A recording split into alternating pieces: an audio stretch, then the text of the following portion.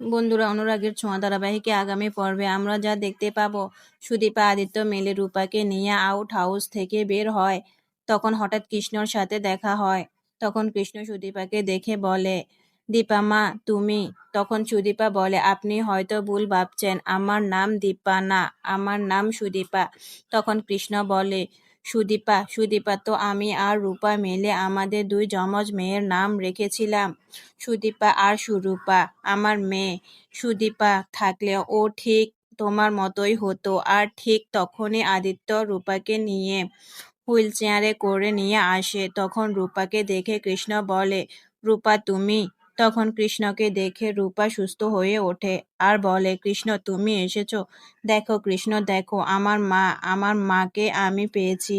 সুদীপা বলে, আচ্ছা ওনাকে কি কেউ জোরে আঘাত করেছে? মাথায় ওনার স্মৃতিশক্তি হারিয়েছেন যার কারণে?